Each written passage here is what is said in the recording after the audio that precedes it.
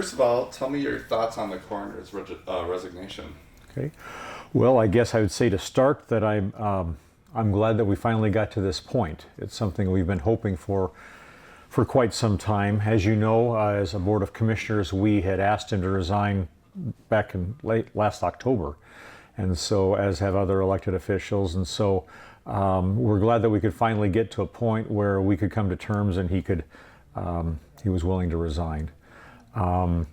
I don't wish him any ill will and hope he gets the treatment and help that he needs, but he's not suited to be coroner anymore. And so I'm glad that we actually at this point can move forward and restore the public's faith and confidence in that office. Have you actually spoken with the coroner since everything happened last September? I have not. Okay. Do you think that the settlement is fair?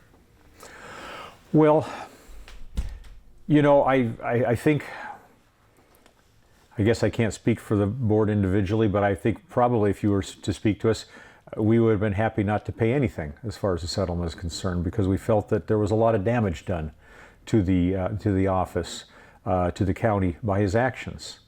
But we also needed to think about what was really in the best interest of the county, and really our goal was to be able to restore the office of the coroner to a position where people can have faith and confidence in it. And if that meant that we needed to reach some kind of settlement or agreement, then that was worth doing. Because of the fact that the coroner is an elected position, we cannot fire him, we cannot force him to resign, we cannot do anything of the sort like that. It's really only the voters can do that.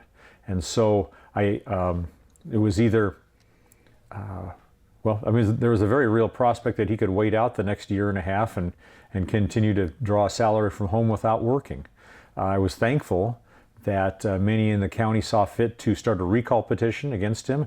And I do think ultimately that it was probably the pressure and the very real threat of that recall occurring that got him to the table finally to come to terms with us. Speaking of the recall, I know that you donated some money to it. Mm-hmm. Do you think that's money well spent now that the coroner's resigned?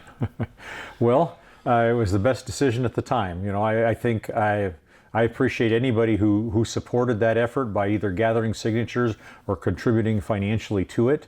I think it did pay off, even though we never got it to the ballot. It helped to produce the recall petition effort helped to produce the retired I'm going to do that again. The recall petition effort helped us get to the point where we got the desired outcome, which is to have the coroner resign from office. And then I saw this morning that the commissioners appointed Mr. Slight as the temporary coroner. Can you tell me a little bit about what you know about him? Well, yes, and I can tell you, to be honest, I'm very grateful that we have Marshal Slight today. Since Mr. Curtice was unavailable since last August, Marshal Slight has been in that office every day. He has not taken a day off since last August. He has been a tireless, devoted employee of the coroner's office, and so we are grateful for his efforts, for his dedication. He has gone above and beyond to make sure that office continued to run and function as it should.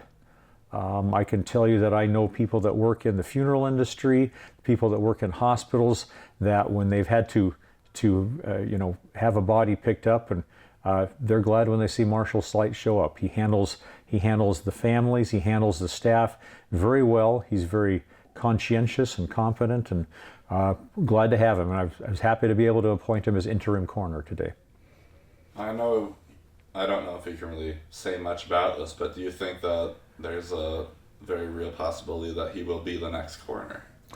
Well, I think there's a good chance of it, and in my opinion, he should be. I will tell you that at this point, the process is that since it's a partisan office, meaning that it's tied to a political party, the Republican Party of Yakima County has the opportunity for its precinct committee officers to gather together, which they will do on May 14th, and forward the names of 3 candidates for the position to us as county commissioners, and we get the opportunity to make that final decision.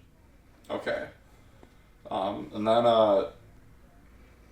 Do you think that since all this stuff, well, since all the stuff allegedly happened, do you think that it sullied or made it any more difficult for other elected officials in Yakima to do their jobs? Well, I'm not sure if it has made it more difficult for other elected officials to do their job or not, but I do think it has put a stain on them. And I think part of the reason for that is the way he was treated at times. It felt like because he was an elected official that he was treated differently than others were. And I think that's hard. That can be hard for the public to accept. All right. And then that's about all the questions that I have. Is there anything that I missed that you'd like to speak about? Well, I guess I would say that I wish the former coroner no ill will. I hope that he gets the help and treatment that he needs to heal. I'm also grateful that Marshall Slight is where he is right now and has put his heart and soul into that coroner's office and make sure it's running smoothly. And look forward to a better future for that office. Real quickly, so is there going to be once a new coroner is appointed, if it's Mr. Slight, is there going to be a job opening in that department to replace what Mr. Slight was doing? There will have to be, Okay. yes. Yeah, he'll need some help. Okay, and then if it's not Mr. Slight, then there won't be an opening, just to make sure. Well, yeah, I guess that would be true. All right, sounds good. Just Yeah. thought I'd make sure of that one. Sure. Yeah. Sure, yeah, because I mean, without the coroner being there for the last several months, they have been running short. They've been shorthanded, so he does need the help. Do you know if they've been able to get help from other county coroner's office if they needed it, or is I think there has been some temporary help that he's been able to get in there to help, assist with the duties of the office, but nevertheless, he's still been there every day, so which is remarkable. Yeah, that is Yeah. impressive. It really is. All right, well, thank you very much. You're welcome, John.